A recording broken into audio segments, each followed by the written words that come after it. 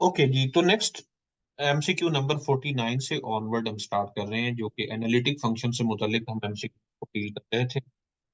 अच्छा, 49 में है कि the harmonic conjugate of u of x y equal e power x cos y minus y is. तो एक जनरल प्रोसीजर हम पहले डिस्कस कर चुके हैं कि अगर किसी फंक्शन का हार्मोनिक कॉन्जुगेट लेना हो तो कैसे लिया जाता है।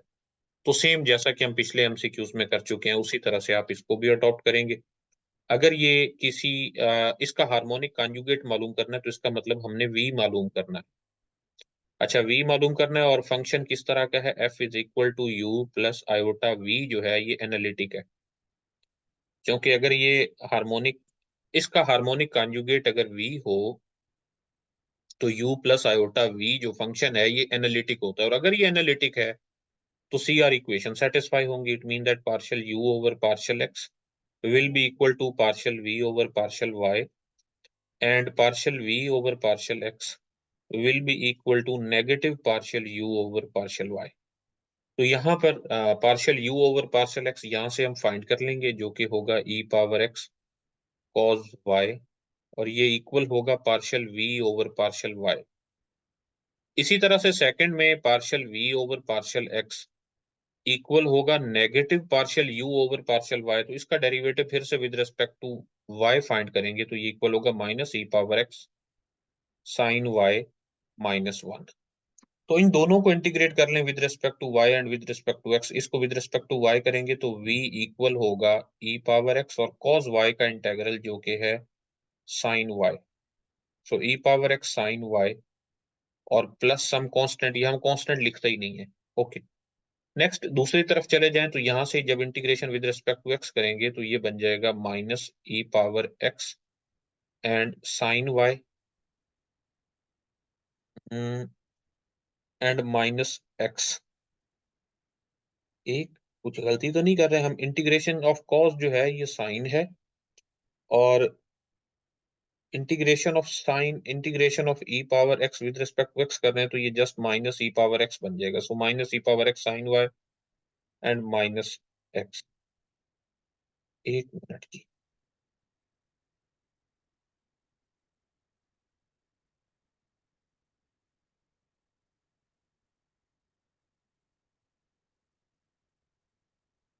जी यहाँ पर हम मिस्टेक कर गए थे। Minus partial u over partial y find करना है ना, तो बाहर नेगेटिव भी है तो इसलिए ये पॉजिटिव बन चुका होगा। तो जब हम इसको integrate with respect to x करेंगे तो ये प्लस में होगा। सो यहां से हम लिख सकते हैं कि v is equal to e power x sine y plus x and plus some constant. So यहां से इसका राइट ऑप्शन सी बनता है। नंबर 50, लिमिट इवेलुएट करनी है तो ये तो बड़ा सिंपल सा है, हर x की जगह 1 पुट कर दें और हर y की जगह आयोटा पुट कर दें। तो ये बन जाएगा 3 into 1 plus iota 4 into y, y की जगह आयोटा। सो ये बन जाएगा 3 + 4 आयोटा स्क्वायर। आयोटा स्क्वायर -1 है, सो 3 - 4 विच इज इक्वल टू -1। तो फिर यहाँ पर इसका कोई करेक्ट ऑप्शन नहीं है, तो इसका करेक्ट ऑप्शन -1 है। तो ये मैं इसकी नेक्स्ट जो फाइल है इसमें इसको अमेंड कर लूंगा, कुछ मिस्टेक्स हैं इसमें। अच्छा, 51 है, limit z approach infinity iota z square over z -1 whole square. तो इसको हम लिख सकते हैं, ये यूं ही समझें जैसे सिंगल वेरिएबल फंक्शन की लिमिट आप इवेलुएट कर रहे हैं। z approach infinity iota z square divided by, इसको हम लिख सकते हैं z square -2z and +1। z square पर डिवाइड करेंगे तो z अप्रोच इन्फिनिटी ये बन जाएगा iota divided by 1 -2 over z and +1 over z square. So ये भी जीरो हो जाएगा और ये भी जीरो हो जाएगा, तो हमें आंसर मिल जाएगा just iota. So right option is D. y की जगह 1 नहीं करेंगे। ओह सॉरी सॉरी सॉरी, जी जी आप ठीक कह रहे हैं, y की जगह 1 करेंगे, ये गलती से मैं कर गया। Okay thank you. तो यहाँ पर हम 1 पुट करेंगे।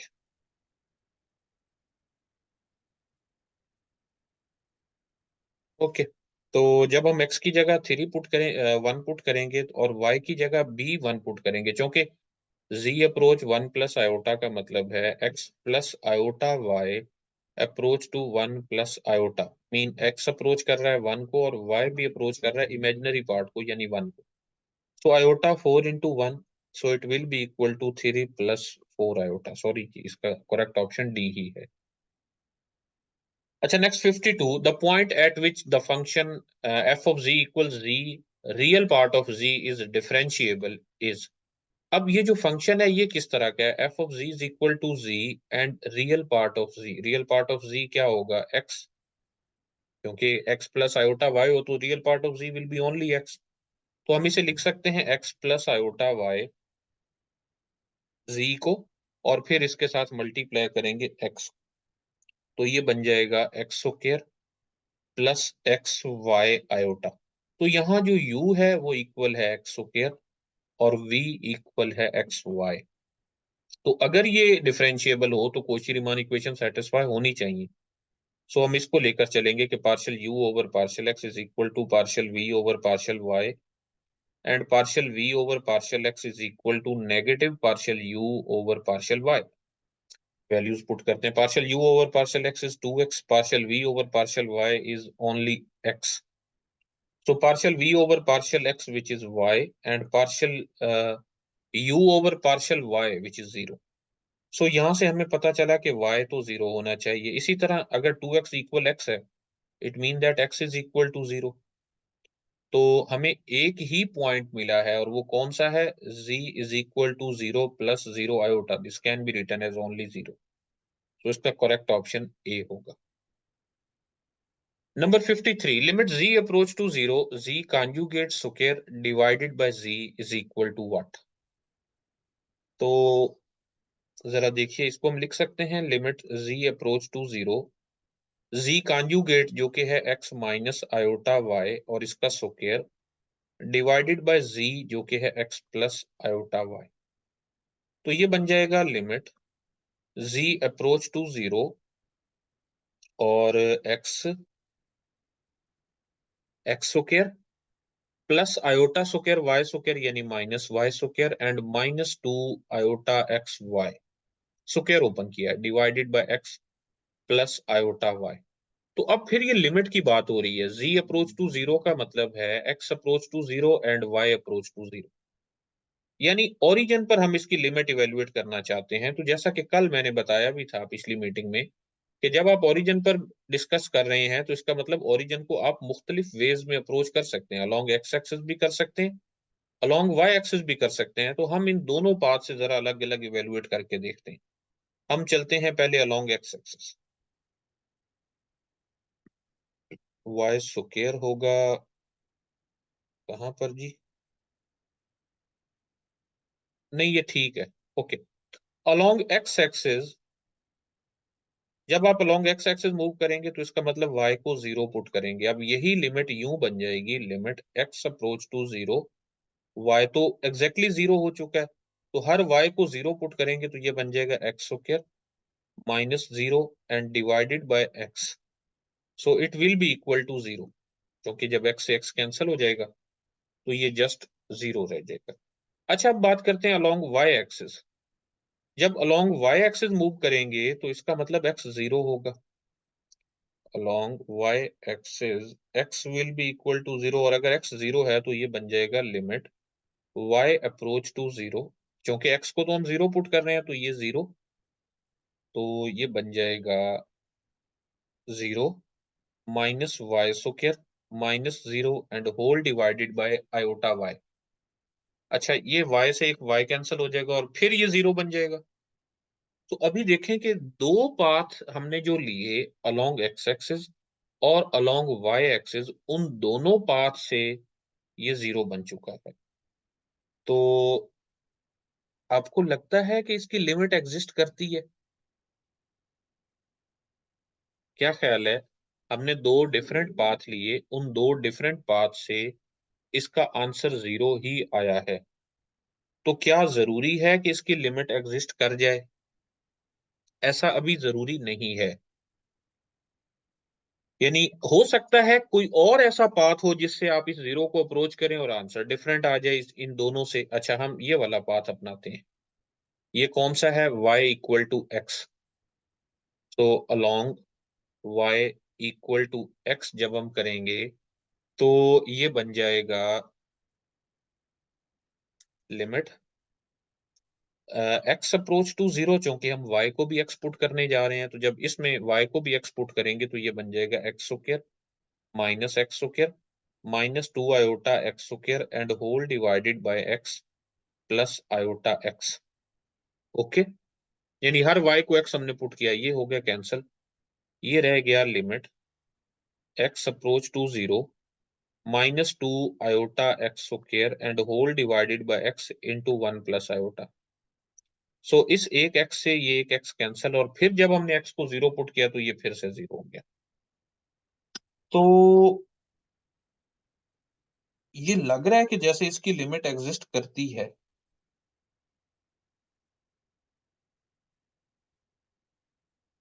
ओके, तो y इक्वल एक्स के अलोंग भी आ गया। अच्छा, एक बात और हम ट्राई कर लेते हैं, y is equal to k x along, y is equal to k x. K x का मतलब ये है कि हम मूव करेंगे कोई भी लाइन जो कि ओरिजिन की तरफ आ रही है, कोई भी स्ट्रेट लाइन, वो एक्स एक्सिस हो सकता है, वो कोई और स्लांट लाइन हो सकती है। तो जब y equal k x put करेंगे तो ये बन जाएगा limit x approach to zero.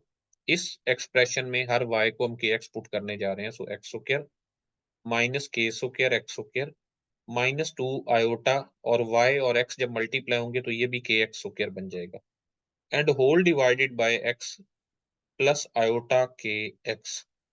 तो ये फिर से जीरो बन जाएगा।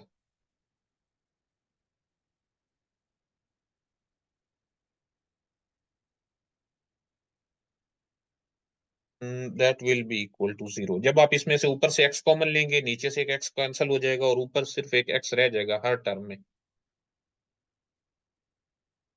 एक मिनट। अच्छा, अगर हम इसे थोड़ा और सिंप्लीफाई कर लें तो नीचे से x तो कैंसिल हो जाएगा, ये रह जाएगा limit x approach to zero, ऊपर रह जाएगा x इंटू एक्स माइनस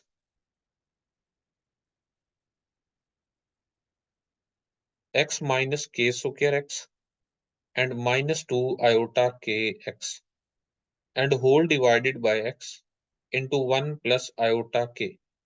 तो ये फिर से जीरो बन जाएगा। तो इसका मतलब ये है कि मुझे ये लग रहा है कि जैसे इसकी लिमिट एग्जिस्ट करती है और वो जीरो है। आपने अगर चेक किया और इसके अलावा कोई और आंसर आया तो मुझे जरूर बता दीजिए।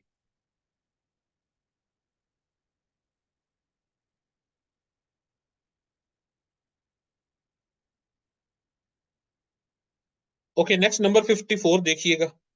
54 में हमने ये करना है कि f of z is equal to z conjugate, then f derivative at z at zero is. अब देखना ये है कि इस फंक्शन का जीरो पर डेरिवेटिव क्या है। ये जो जी कॉन्जुगेट है, इसके लिए तो कोशी रीमान इक्वेशन सेटिस्फाई नहीं होती। लास्ट मीटिंग में हम ये प्रूव कर चुके हैं कि इसके लिए सी आर इक्वेशन सेटिस्फाई नहीं होती। इसका मतलब ये है कि ये डेरिवेटिव एट जीरो एग्जिस्ट ही नहीं करता। या दूसरा तरीका, जैसा कि हम इसे ऐसे भी कर सकते हैं, हमें डेरिवेटिव चाहिए ना, एफ डेरिवेटिव एट जीरो, तो एफ डेरिवेटिव एट जी की हम f derivative at zero will be equal to limit z approach to zero f of z minus f of zero and whole divided by z minus zero. Definition of derivative हमने use की, तो ये बन जाएगा limit z approach to zero f of z which is z conjugate and divided by z only. अब इस function की limit exist नहीं करती। ऊपर था जी कॉन्जुगेट का स्क्वायर, लेकिन यहाँ जस्ट जी कॉन्जुगेट है, तो ये बन जाएगा limit x and y both approach to zero zero z conjugate which is x minus iota y divided by x plus iota y. तो अब हम यहाँ पर दो अगर डिफरेंट पाथ लें, अलोंग एक्स एक्सिस चलें तो इसका आंसर वन आएगा, अगर हम अलोंग वाई एक्सिस आए तो इसका आंसर माइनस वन आएगा। तो इसका मतलब ये लिमिट एग्जिस्ट नहीं करती, और अगर ये लिमिट एग्जिस्ट नहीं करती तो इसका मतलब इसका डेरिवेटिव जीरो पर एग्जिस्ट नहीं करता। सो इसलिए इसका करेक्ट ऑप्शन डी है।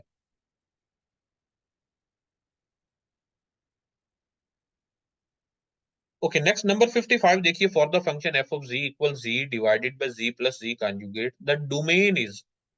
अब ये एक फंक्शन है, फ्रैक्शन में मौजूद है, तो इसकी डोमेन में वो कॉम्प्लेक्स नंबर्स नहीं होंगे जहां पर डिनोमिनेटर जीरो होगा। तो डिनोमिनेटर जीरो कहां पर है, z प्लस जी कॉन्जुगेट को अगर हम जीरो ले लें तो इसका मतलब x plus iota y plus x minus iota y will be equal to zero. So iota y और minus iota y cancel. So 2x will be equal to zero, mean that x is equal to zero. या फिर आप यूं कह लें कि real part of z is equal to zero. तो हमें ये नहीं चाहिए, इसका मतलब ये है कि real part of z should not be equal to zero. So इसका करेक्ट ऑप्शन ए है. कोशी रीमान इक्वेशंस आर, ये दोबारा से आ गई हैं कि u x is equal to v y and v x is equal to u y is equal to minus v x. तो इसका करेक्ट ऑप्शन ए है. Number 57, if f of z u plus iota v in polar form is analytic, then partial u over partial r is equal to something. तो आपको C R equations polar form में पता होनी चाहिए. Last meeting में भी मैं बता चुका हूं कि r partial u over partial r should be equal to partial v over partial theta and r partial v over partial r is equal to minus partial u over partial theta. तो यहाँ पर partial u over partial r के बारे में बात की गई है, तो ये r दूसरी साइड पर जाकर डिवाइड हो जाएगा. That will be equal to 1 over r partial v over partial theta. So 1 over r partial v over partial theta. So correct option is C. 58, partial u over partial theta is equal to what. तो यहां से देखिए partial u over partial theta is minus r partial v over partial r. Minus r partial v over partial r. A function u is said to be harmonic if and only if. Harmonic function की definition ये है कि जिस function को harmonic prove करना है उसका double derivative with respect to x और double derivative with respect to y add किया जाए तो आंसर जीरो आना चाहिए. सो इसका करेक्ट ऑप्शन ए है. Okay, next number 60. A function f of z is analytic function if both real and imaginary part of f of z is analytic. नहीं, ऐसा नहीं है. Real part of f of z is analytic नहीं, इनमें से कोई भी correct option नहीं है. देखिए अगर फंक्शन एफ एनालिटिक है, mean f is equal to u plus iota v analytic है, तो यहां से ये जो u और v है इनको हार्मोनिक होना चाहिए. u और v हार्मोनिक होने का मतलब ये थोड़ी है कि वो एनालिटिक है. एनालिटिक फंक्शन के बारे में बात करते हैं, फंक्शन ऑफ कॉम्प्लेक्स वेरिएबल यहां पर अंडर डिस्कशन है. तो यहां पर इस u और v के बारे में ये तो जरूर कहा जा सकता है कि ये हार्मोनिक है, लेकिन एनालिटिक कहना ठीक नहीं है. सो करेक्ट ऑप्शन डी बनता है. Next number 6, if u and v are harmonic functions then f of z equal u plus iota v is analytic function. ये एक रिजल्ट है कि अगर u और v हार्मोनिक हो तो जिस कॉम्प्लेक्स फंक्शन के ये रियल और इमेजिनरी पार्ट होंगे वो कॉम्प्लेक्स फंक्शन एनालिटिक होता है.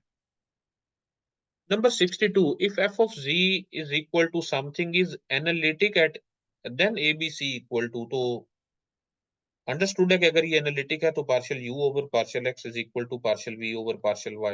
ये है u, ये है v. So partial u over partial x is equal to partial v over partial y अगर हम लेकर चलें तो इसका derivative with respect to x जो कि 1 है. Partial v over partial y इसका derivative with respect to y जो कि c है. So c will be equal to 1.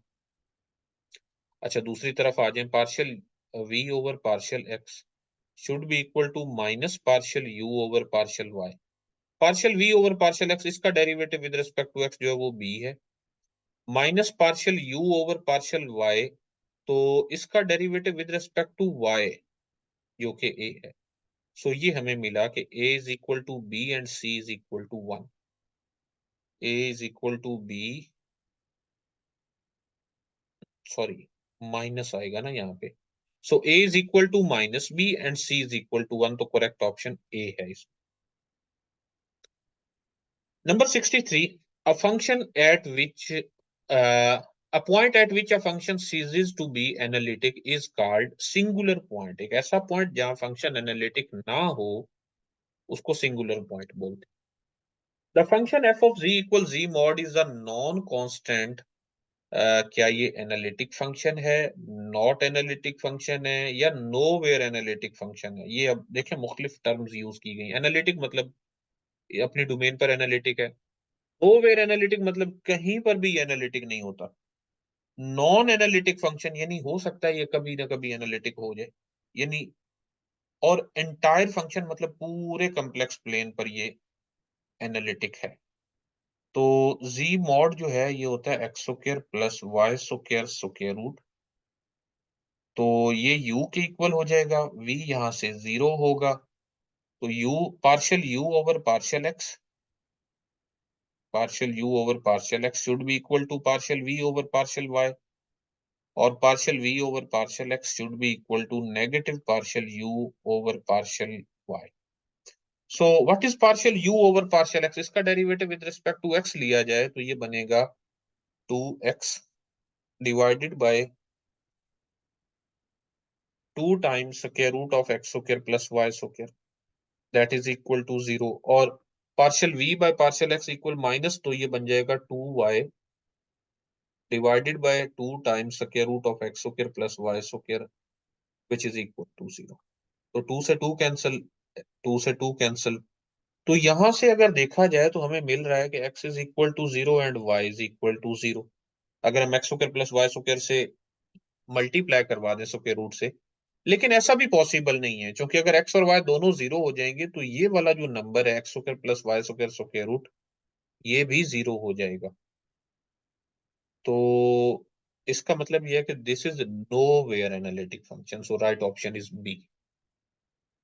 Number 65, the function f of x plus iota v equal x cube plus ax square y plus bx y square plus cy cube is analytic only if, अगर ये analytic है तो ये तो सारा u नहीं है, हम्म, और प्लस आयोटा v, तो v जो है वो 0 की इक्वल हो गया, और u इक्वल है x cube plus a x square y plus b x y square plus c y cube, and v is equal to 0। So यहां पर आप यूज करेंगे सी आर इक्वेशंस, और इसको यूज करते हुए यहां से अननोन ए बी और सी की वैल्यू फाइंड की जाएगी।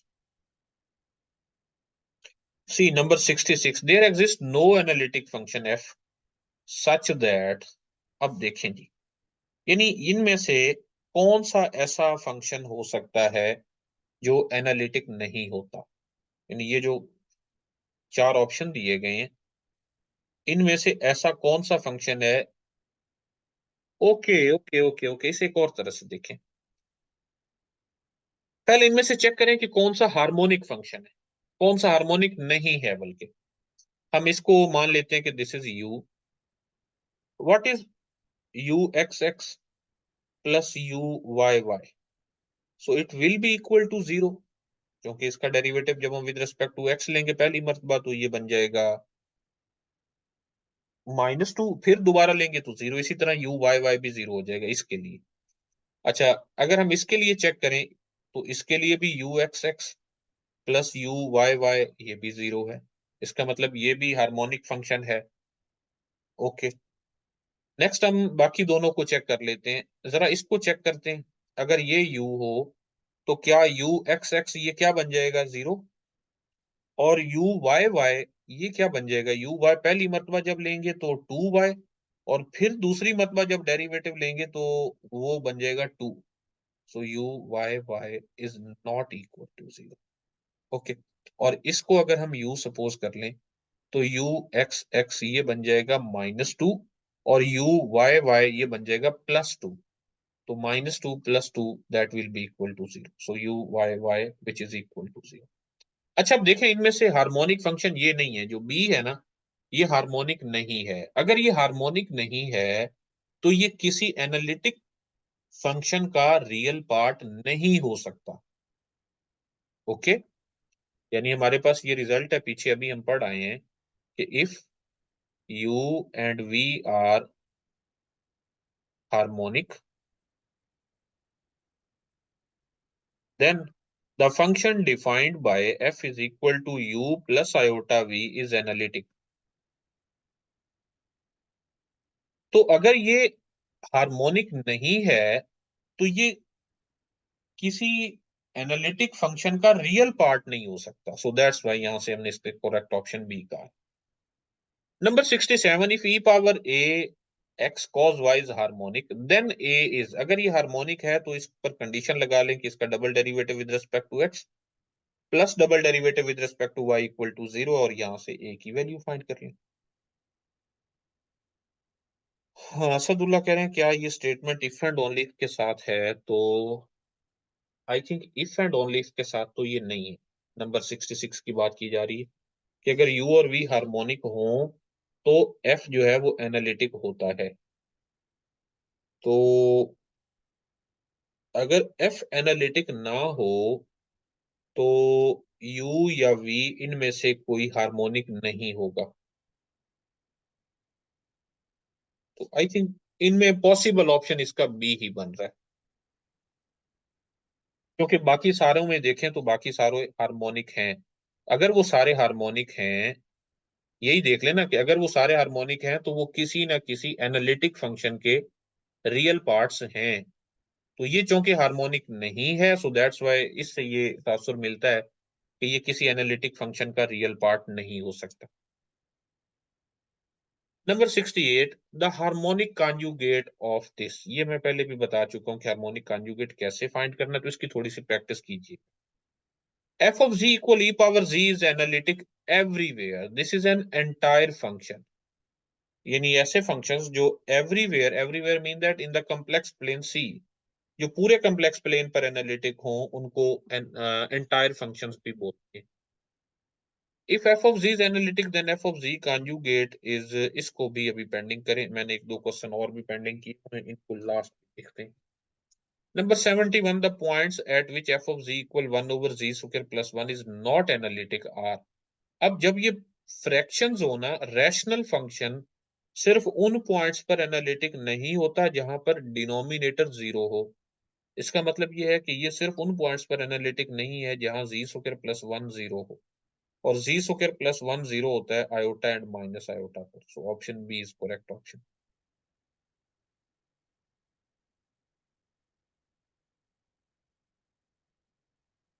Number 72, the harmonic conjugate of u is equal to log, तो इसका हार्मोनिक कॉन्जुगेट आपने फाइंड करना है।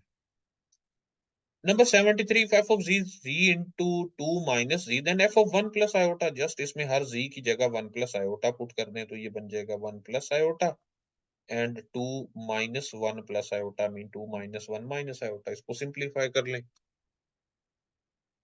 if f of z is equal to z conjugate mod then f of 3 minus 4 iota, so no problem, इसमें 3 minus 4 iota put कर दें तो ये बन जाएगा 3 plus 4 iota का mod, that will be equal to 9 plus 16, so square root which is equal to 5. So correct option is B. The function f of z equals z mod is non-constant nowhere analytic function, ये हम पहले कर चुके हैं। ये भी repeat हो रहा है, 76 77 भी रिपीट है, 78 भी रिपीट है, 79 भी, 80।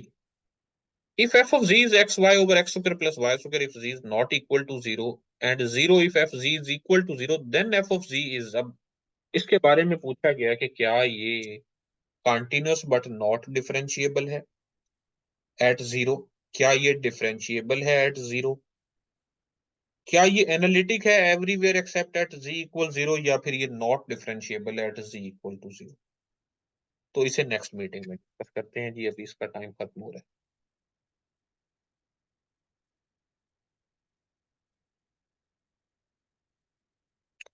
जी आप कुछ डिस्कस करना चाहते हैं? सर ऊपर एक क्वेश्चन